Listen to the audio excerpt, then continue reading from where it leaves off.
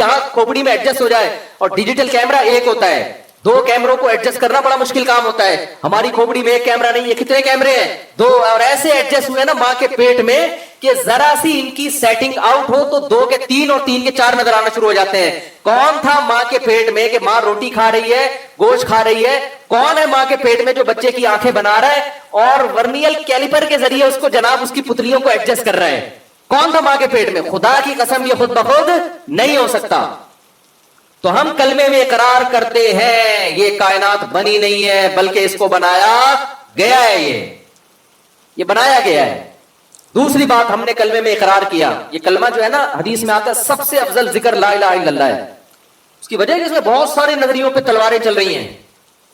دوسرا ہم اس میں اعتراف کرتے ہیں کہ جس نے بنایا ہے وہ ایک ہے. جس نے بنایا وہ کتنے؟ ایک. وہ ایک سے زیادہ. اس میں ان لوگوں کی نفی ہو گئی جو خدا کو تو مانتے ہیں لیکن بے شمار خدا ہیں, اتنے بت ہیں. میں تھائی لینڈ گیا, وہاں پوری بتوں کی ہول سیل مارکیٹ ہے, 4 بتوں پہ ایک فری مل رہا ہے. وہاں مجھے بتایا کہ 4 بھگوان خریدو ایک فری ہے. خیر میں نے کہا اب تمہارا اپنا بھگوان سے تمہارا تعلق ہے, تم جانو بھگوان جانے, ہمیں تو خدا کو مانتے ہیں بھائی, صحیح ہے نا. وہ بغیر پیسوں کے ملتا ہے, وہ فری ہے, جب اس کو ہاتھ اٹھا کے مانگو وہ آپ کی پکار سنتا ہے. تو اس میں اللہ نے یہ بھی بتا دیا کہ وہ کتنے ہیں؟ ایک. تیسرا اس میں کیا ہمیں, اس کا نام اللہ ہے. اس کا نام کیا ہے؟ اللہ. بہت سے لوگ دنیا میں ایسے ہیں جو کہتے ہیں ہم خدا کو تو مانتے ہیں, گاڈ ہے, کریٹر ہے. بہت سے سائنسدان بھی مانتے ہیں, وہ کہتے ہیں کائنات خود سے بنے نہیں سکتی. بہت سے سائنسدان اس نظریے پہ سختی سے رد کرتے ہیں کہ آٹومیٹیکلی بنی ہے. وہ ہنستے ہیں اس پہ کہ یار یہ خود ہی سے دھماکہ ہو گیا. کہہ رہے ہیں انرجی کے بغیر دھماکہ کیسے ہوا؟ وہ انرجی کہاں سے آئی اور مادہ کہاں سے آیا؟ انرجی مادے میں کنورٹ ہوئی ہے تو انرجی تو پہلے سے کہیں سے آئی ہوگی نا, عدم سے تو کچھ بھی نہیں آ سکتا. تو کوئی ذات ہے. لیکن وہ کہتے ہیں ہم یہ کیوں مانے کہ وہ اللہ ہے؟ مسلمانوں کو ہم کیوں لفٹ کرائیں؟ میں سمجھا پا رہا ہوں اپنی بات. بھائی ہم کیوں مانے کہ اللہ ہے؟ بس ہے کوئی خدا ہے, کریٹر ہے, بنایا ہے, اس کا نام اللہ, یہ ہمیں کہاں سے پتا چل گیا؟ کیونکہ اگر وہ مانیں گے کہ وہ اللہ ہے تو پھر قرآن ماننا پڑے گا, پیغمبروں کو ماننا پڑے گا, پھر نماز ہے, پھر زکوٰۃ ہے, پھر مولوی کو بھی بیچ میں لانا پڑے گا کہ طلاق ہو گئی ہے کہ نہیں ہو گئی ہے, وراثت میں کس کا ہے, کتنی شادیاں کر سکتا ہوں, کتنی نہیں کر سکتا. وہ کہتے ہیں یہ تو ریاست بتائے گی آپ کو, مولوی سے کیوں پوچھ رہے ہو؟ تو یہ سارے نا لوازمات اس کے بیچ میں آ جائیں گے. تو انہوں نے کہا وہ ہے مگر وہ اللہ بولو نہیں. ہم ان سے کہتے ہیں کہ دیکھو ایک خدا وہ ہے جو اپنے بندوں سے تعلق رکھتا ہے, جس نے موسیٰ کلیم اللہ کو بھیجا, جس نے آدم کو بھیجا, نوح علیہ السلام کو بھیجا, جو کلام نازل کرتا ہے تورات کی شکل میں, انجیل کی شکل میں, قرآن کی شکل میں. اس میں ہمیں پورا اس کا انٹروڈکشن مل رہا ہے. یہ بھی پتا چل رہا ہے کہ یہ اس کا تعارف کیا ہے, اللہ لا الہ الا هو الحی القیوم. جب ہم پوچھتے ہیں کہ تیرا تعارف کیا, وہ کہتا ہے میں وہ ذات ہوں جس کے سوا کوئی عبادت کے لائق نہیں, لا تاخذہ سنۃ ولا نوم, اسے نہ نیند آتی ہے نہ اونگ آتی ہے, لہ ما فی السماوات و ما فی الارض, ساری کائنات کا تن تنہا میں مالک ہوں, یعلم ما بین ایدیہم و ما خلفہم, جو ہو چکا, جو ہو رہا ہے, جو ہوگا, سب کچھ جانتا ہوں میں. کن باتوں سے خوش ہوتا ہوں یہ بھی بتا رہا ہے, کن باتوں سے ناراض ہوتا ہوں یہ بھی بتا رہا ہے. وہ کہہ رہا ہے کہ میں توحید سے خوش ہوتا ہوں, کوئی میری عبادت کرے, اطاعت کرے, اس سے خوش ہوتا ہوں, کوئی میرے لیے غریبوں کو کھانا کھلائے, اس سے خوش ہوتا ہوں, کوئی گھر میں مسکرا کے داخل ہو, اس سے خوش ہوتا ہوں, بد اخلاق لوگوں سے خوش نہیں ہوتا, زنا کرنے والوں سے خوش نہیں ہوتا, سود کھانے والوں سے خوش نہیں ہوتا. وہ پورا اپنا انٹروڈکشن کروا رہا ہے. اس کا نام ہے اللہ. اللہ کے علاوہ اگر کوئی اور خدا ہے تو وہ چپ بیٹھا ہوا ہے. وہ ہم انگریز سے پوچھتے ہیں اگر اللہ کے علاوہ کچھ اور ہے تو وہ کیا کہہ رہے ہیں؟ وہ کہنے کچھ بھی نہیں کہہ رہا. وہ کون سی کتاب ہے بھائی جس میں اس کے احکام لکھے ہیں؟ کہہ رہے کوئی کتاب نہیں ہے. ہم کہتے ہیں یار مجھے ایک بات بتاؤ, ایک ملک نے 2 سفیر بھیجے, ایک سچی مچی کا سفیر ہے, امریکہ نے 2 سفیر بھیجے آپ کے پاس, ایک ہے سچی مچی کا اور ایک ہے جھوٹی موٹی کا. سچی مچی کا آ کے آپ کو پیپر بتا رہا ہے کہ امریکہ نے یہ پیغام بھیجا ہے کہ اڈے دے دو ہمیں ورنہ ایسی کی تیسی کر دیں گے, یا کوئی اور اچھا پیغام لے آؤ نا, ہمیں دھمکیاں کیوں لے کر آ رہے ہیں؟ امریکہ نے کہا ہے کہ میں آپ کی حکومت اب گر رہی ہے, پیٹرول سے سنا ہے کہ بیویاں بھی مارکیٹ سے شارٹ ہونے لگی ہیں آپ لوگوں کی, تو اب میں آپ کو IMF سے قرضہ دلوا رہا ہوں. وہ پورا ایک اس کے پاس پیکج ہے اور اس کے پاس سند ہے, اسٹیمپ ہے, سب کچھ ہے. دوسرا گھننا بنا ہوا ہے چپ, وہ بول ہی نہیں رہا کہ یہ جھوٹ بول رہا ہے, میں ہوں اچھا, میں صحیح ہوں, میں اصل سفیر میں ہوں. وہ کیا بنا ہوا ہے؟ وہ چپ کر کے بیٹھا ہوا ہے. ہم تو بھائی پھر اسی سفیر سے ڈیلنگ کریں گے یار جس کے پاس پیپر بھی ہے, آرڈر بھی ہے. اب جب یہ اوریجنل سفیر چلا گیا تو جھوٹی موٹی والے نے بولا کہ اصل تو میں تھا. ہم رکھ کے تھپڑ لگائیں گے نہیں لگائیں گے؟ اب تو بتا رہا ہے گھنٹے سے تو وہ تقریر کر رہا ہے, میں اس سے ایک اور اچھی چٹکلے والی مثال بتاتا ہوں. ہمارے ایک دوست کی شادی نہیں ہو رہی تھی, یہ مثال جلدی سمجھ میں آئے گی آپ لوگوں کو. وہ مجھے لے گئے کہیں پیغام, پرانی بات ہے 2006 کی بات ہے میرا خیال ہے, وہ مجھے لے گئے سفارشی بنا کے. اب میں مولوی تھا تو میں نہا دھو کے صاف ستھرے سفید کپڑے کاٹن کلف پہنے, میں نے کہا تھوڑا لڑکی کے ابا پہ رو پڑے گا, سفارش قبول کریں گے میری. پگڑی چھگڑی باندھ کے میں چلا گیا, اب وہ گھریلو کپڑوں میں. اب میں جب جا کے بیٹھا ہوں تو لڑکی کے ابا سمجھ رہے ہیں کہ میں آیا ہوں اپنے رشتے کے لیے, تیار میں ہوا تھا. اب وہ مجھ سے بات کر رہے ہیں, بیٹا آپ کی تنخواہ کتنی ہے؟ میں نے کہا یار مجھ سے پتہ نہیں کیوں پوچھ رہے ہیں تنخواہ کتنی ہے. 2-3 سوال کیے تو میں نے فوراً کہہ دیا حضرت میں ان کے رشتے کے لیے آیا ہوں. میرا فرض بنتا تھا نا, میں نے فوراً کہہ دیا میں نہیں ہوں, کون ہے یہ ہیں. اگر میں گنڈا بن کے تنخواہیں بتاتا رہتا اور یہ ہے اور یوں ہے اور گھنٹہ اور پوری میں ڈیٹیل بتاتا, وہ کہتے چلو میری طرف سے قبول ہے, پھر میں آخر میں کہتا کہ اصل میں تو یہ ہے, وہ رکھ کے تھپڑ لگاتے کہ نہیں لگاتے کہ اگر اصل یہ ہے تو پہلے سوال میں ہی بتا دیتا نا, گھنٹے سے کیوں بیٹھا ہوا ہے وہ, تو نہ میری ہوتی نہ اس کی ہوتی, وہی تو پھر بھی نہیں کسی کی, لیکن ایک بات کر رہا ہوں میں, نہ میری ہوتی نہ اس کی ہوتی. تو بھائی اگر اللہ خدا نہیں ہے تو جب اللہ معاذ اللہ اگر جھوٹا ہے تو وہ کہہ رہا ہے میں نے موسیٰ کو بھیجا, قرآن نازل کیا, پیغمبروں کو بھیجا, اپنا انٹروڈکشن کروا رہا ہے, تو جو اوریجنل سچی مچی کا ہے وہ آگے بتاتا کیوں نہیں ہے کہ یہ غلط ہے؟ وہ ہزاروں سال سے چپ بیٹھا ہوا ہے, اب بھی بیٹھا ہوا ہے اور بیٹھا ہی رہے گا, تو اس کو بیٹھے ہی رہنے دو, اس کو لفٹ کرانے کی کوشش. ہم اس خدا کو مانیں گے جو ہم سے کلام کرتا ہے, جو کہتا ہے بتاتا ہے کہ کیا مجھے پسند ہے اور کیا مجھے ناپسند ہے, کن باتوں سے میں خوش ہوتا ہوں, کن باتوں سے میں ناراض ہوتا ہوں. وہ اللہ کے علاوہ کوئی اور ہے نہیں. تو لا الہ الا اللہ میں ہم اقرار کرتے ہیں کہ جو کریٹر ہے, گاڈ ہے, اس کا نام کیا ہے؟ اللہ ہے. یہ کتنی باتیں ہو گئی؟ میں اشارے بھی کر رہا ہوں تاکہ 3 باتیں ہوں. ذہانت بہت ہے نا آج کل. وہ ایک آدمی تھا گرو ہوتے ہیں نا گاؤں دیہاتوں میں, ان کے چیلے ہوتے ہیں, تو اکثر گرو ہوتے بیوقوف ہیں. تو گرو جو تھا بڑا بیوقوف تھا نا سردار, اس نے اپنے چیلے سے کہا یار لوگ مجھے کہتے ہیں میں بہت بیوقوف ہوں, تو میں نے اپنی ذہانت ثابت کرنی ہے, تو ایسا کر تو مجھ سے کوئی پہلے پوچھ تاکہ میں اس کا جواب دوں اور میری ذہانت کیا ہو جائے؟ ثابت. لیکن کہا کہ آسان پوچھنا, مشکل نہیں پوچھنا, ایسی پوچھنا جس کا جواب مجھے آئے, ورنہ میں تجھے چھوڑوں گا نہیں. وہ جو چیلا تھا نا وہ پریشان ہو گیا, یار بہت کوئی آسان سی پہلی پوچھو, ایسا نہ ہو کہ اس کو جواب نہ ہو میرے چترول لگ جائے. تو اس نے کہا کہ بھائی دیکھ, اچھا سرائیکی میں ہے یہ لطیفہ, اصل میں مجھے پوری سرائیکی آتی نہیں لیکن ہمارے حضرت سناتے تھے تو سرائیکی زبان میں. تو اس نے کہا کہ بھائی دیکھ ایک مخلوق ہے, جانور ہے, پونچھ گھمیندی ہے, چولہے کے گرد گھومتی ہے اور میاؤں میاؤں کرندی ہے. اب اتنی واضح بات کر دی نا, چولہوں کے گرد گھومتی ہے, پونچھ گھمیندی ہے اور میاؤں میاؤں کرندی ہے. اس کا خیال تھا. اب تو جواب اس نے کہا مرغا کوکیڑ. اب یہ ٹینشن میں آ گیا, یار اب میں اگر بولوں گا جواب غلط ہے تو میں کیا کروں گا, میں تو پٹوں گا ٹائٹ طریقے سے. اب یہ تھا بڑا ہوشیار نا, اس نے کہا حضور لگتا ہے کسی نے دسیا ہے, کسی نے بتایا ہے, یہ جواب خود سے نہیں انسان کے دماغ میں. اتنی ذہانت میں نے کسی انسان میں ایسی ذہانت نہیں دیکھی. یہ لگتا ہے حضور کسی نے بتایا ہے آپ کو. حضور کہتے ہیں نہیں, عقل کی دوڑ ہے بھائی, یہ عقل کی دوڑ ہے, کسی نے بتایا نہیں. تو اس لیے میں جب کہتا ہوں نا کتنے ہو گئے تو میں یوں کر رہا ہوں تو آپ غلط جواب نہ دے دو. پھر بھی اگر غلط ہو تو پہلا اس سے کیا ثابت ہوتا ہے بھائی, پیدا کس نے کیا؟ کسی نے پیدا کیا ہے. نمبر 2 وہ اکیلا ہے. نمبر 3 اس کا نام کیا ہے؟ اللہ. اس کلمے میں ہم اقرار کرتے ہیں. چوتھا, بعض لوگ کہتے ہیں ٹھیک ہے جی ہم مان لیتے ہیں کوئی کریٹر ہے, کوئی خدا ہے, چلو مان لیا, اس کا نام کیا ہے؟ اللہ ہے. تو اب کریں کیا؟ ہے تو ہے بھائی, اس نے پیدا کیا, ہم لائف کو انجوائے کریں. ہم اس میں اقرار کرتے ہیں لا الہ الا اللہ, اس کے سوا کوئی معبود نہیں, یعنی وہ تو معبود ہے. معبود کسے کہتے ہیں؟ جس کی غلامی اختیار کی جائے گی. ہم نے مان لیا کہ وہ ہے تو اب اسی سے پوچھ کے زندگی گزارنی ہے. ساری باتیں کس کی فالو کرنی ہے؟ غلام کی اپنی کوئی مرضی نہیں ہوتی.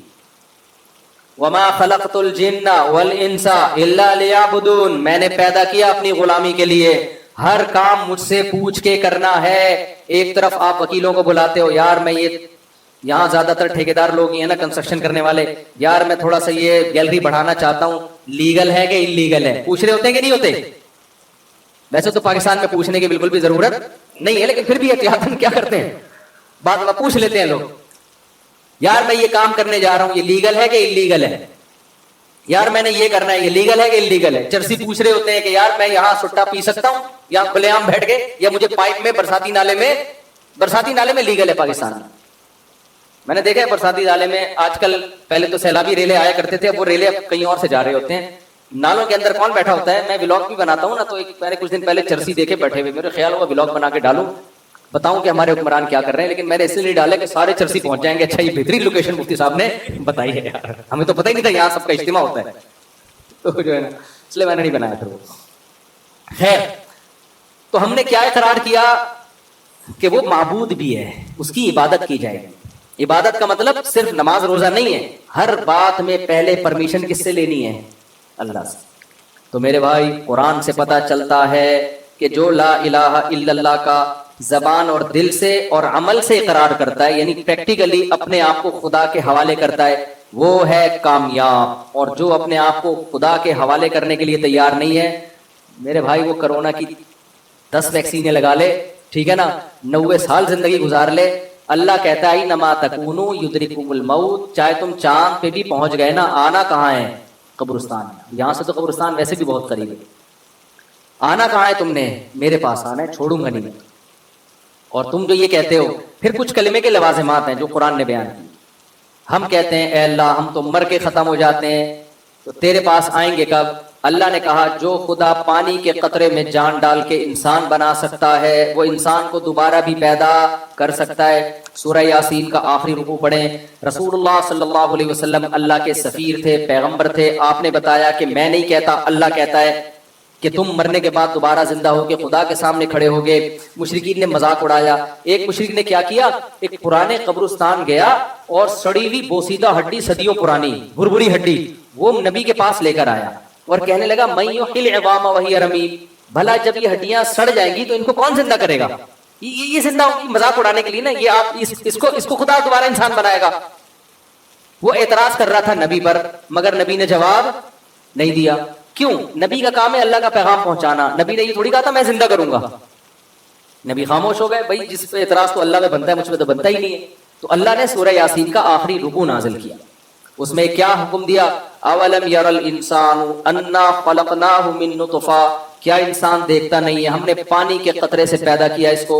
ذرا اس کو چاہیے وہ پانی کا قطرہ نبی کے پاس لے کر آئے اور کہے کہ اس قطرے کو کون انسان بنا سکتا ہے. تو نبی کیا کہیں گے؟ تو بھی اسی سے بنائے اور ساری دنیا اسی سے بن رہی. یہ قطرہ ہے جو ماں کے رحم میں جب ماں روٹی کھاتی ہے, اسی روٹی سے اس قطرے میں آنکھ بھی بنتی ہے, ناک بھی بنتی ہے, دل بھی بنتا ہے, دماغ بھی بنتا ہے, جگر بھی بنتا ہے, پورا جسم تیار ہوتا ہے. پھر جو ہے آپ کا ہارٹ جو ہے وہ پمپنگ کرنا شروع کرتا ہے. دماغ کی بڑی لمبی نسیں, اتنی لمبی پائپ لائنیں دماغ میں کہ یہاں سے لے کے جاؤ اور چاند سے گھما کے نیچے لے آؤ. ایسی پائپ لائنوں کو جس میں بلڈ سرکولیٹ کرتا ہے, اللہ گچھا بنا کے بچے کی کھوپڑی میں فٹ کر دیتے ہیں. اور یہ بن کس سے رہا ہے؟ روٹی سے جو ماں کھا رہی ہے, کھجور سے, روٹی سے, دودھ سے, دہی سے, جو کچھ کھا رہی ہے سب چیزوں سے بچے کی کنسٹرکشن ہو رہی ہے.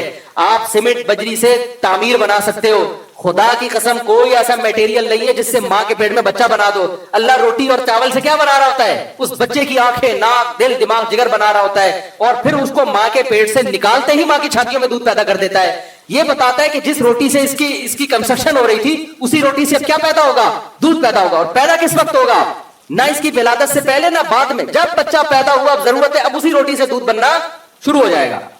تو اللہ کہتے ہیں اے نبی اس کو بتا دیجئے, اولم یر الانسان, کیا انسان دیکھتا نہیں ہے ہم نے اس کو پانی سے بنایا, فاذا هو خصیم مبین, ایسا بنا کہ آج جھگڑا کر رہا ہے. قال من یحیی العظام وهي رمیم, بنانے والے کو کہہ رہا ہے کہ میں دوبارہ مر گیا تو کون زندہ کرے گا مجھے. بنا کس سے؟ پانی سے بنا. اور ایسا کانفیڈنس, اتنا کانفیڈنٹ ہے کہ کریٹر پہ اعتراض کر رہا ہے بھائی. ونسی خلقہ, اور اپنی پیدائش کو بھول گیا. تو قرآن کہہ رہا ہے قل یحییھا الذی انشأھا اول مرہ, اس کو بتا دے وہی کرے گا جس نے پہلی مرتبہ پیدا کیا ہے. تو میرے بھائی گورا ان چیزوں کو نہیں مانتا, لیکن ہم جو بات کر رہے ہیں ہم گورے کی نہیں کر رہے, ہم اس کائنات کو بنانے والے کی کر رہے ہیں. بنانے والے پر کبھی مخلوق کو ترجیح مت دو. گورا خود کریٹڈ ہے, بنانے والا نہیں ہے. بنانے والا اپنے بارے میں بتا رہے کہ میں دوبارہ بھی بناؤں گا, پہلی دفعہ جس نے بنایا دوبارہ بھی پیدا کرے گا. تو کامیابی کا کیا مطلب ہے بھائی؟ جو اللہ کی مان کے چلے گا وہ کیا ہے؟ کامیاب. اب اسلام آپ کو ترقی سے نہیں روکتا، لیکن یہ ترقی باؤنڈ ہوگی اسلامی شریعت کی حدود میں. آپ نے ترقی بھی آخرت کے لیے کرنی ہے، وہ بھی آخرت کے لیے کرنی ہے آپ نے. تو ہماری کامیابی میں اصل کیا ہے بھائی؟ بولو نا، آخرت ہے. اصل ہے خدا کو راضی کرنا. نماز کے ممنوع اوقات کون کون سے ہیں؟ نفل نماز کے ممنوع اوقات کون کون سے ہیں؟ طاہر انصاری فرانس سے. دیکھیں، نماز کے جو ممنوع اوقات ہیں، ایک تو یہ ہے کہ سورج کا ذرا سا کنارہ نکل جائے، یعنی جو جب فجر کی نماز قضا ہوتی ہے نا، جس ٹائم پہ سورج ذرا سا نکل جائے تو اب مکروہ وقت شروع ہو گیا، جب تک کہ وہ ایک نیزے تک نہیں پہنچ جاتا. یعنی اس اتنا بلند نہ ہو جائے کہ اس کی میں جو ہے نا تھوڑی سی چمک پیدا ہو جائے. جو پاکستان اور ہندوستان میں تقریباً 15 سے 20 منٹ کا ٹائم ہوتا ہے یہ، اور دوسرے ملکوں میں زیادہ بھی ہو سکتا ہے، ناروے میں ہو سکتا ہے بہت ہی زیادہ ہو، لیکن وہاں کے حکام الگ ہیں. تو یعنی سورج میں تھوڑی سی تیزی پیدا ہو جائے تو اس وقت پھر آپ نماز پڑھ سکتے ہیں. دوسرا مکروہ وقت ہے جب سورج بالکل سر پہ پہنچ جائے، جس کو زوال کا وقت کہتے ہیں. تو یہ تقریباً 10 منٹ کا ہے. یعنی اگر ٹائم لکھا ہے نا زوال کا وقت 12:30 تو سمجھ لیں کہ 12:25 سے 12:35 تک مکروہ وقت ہے، یعنی 5 منٹ پہلے اور 5 منٹ بعد میں. اور جب سورج غروب ہونے لگتا ہے تو جب غروب ہونے کے قریب پہنچ جائے گا، یعنی غروب ہونے سے ہندوستان پاکستان میں تقریباً 15 سے 20 منٹ پہلے، جب اس میں کی تیزی میں کمی پیدا ہو جائے، یعنی سورج کی چمک باقی نہ رہے، تو غروب ہونے سے 15-20 منٹ پہلے تک یہ ایسا ہوتا ہے، تو اس وقت بھی مکروہ وقت شروع ہو جاتا ہے. اس وقت بھی کوئی نماز نہیں پڑھ سکتے جب تک سورج مکمل غروب نہ ہو جائے. البتہ اس دن کی عصر اگر نہ پڑی ہو تو پھر پڑھیں گے آپ، کیونکہ عصر کا وقت باقی رہتا ہے. اگرچہ مکروہ ہے عصر کو اتنی دیر تک تاخیر کرنا، گناہ ہے، لیکن بہرحال وہ والی عصر آپ کو پڑھنی پڑے گی اس دن کی، اس کے علاوہ کوئی نماز نہیں پڑھ سکتے آپ. تو یہ 3 اوقات مکروہ ہیں، اس کے علاوہ کوئی وقت مکروہ نہیں. زوال کے وقت قرآن پڑھنا، کیا زوال کے وقت قرآن پڑھ سکتے ہیں؟ زیبا گل لندن سے. جی ہاں، پڑھ سکتے ہیں.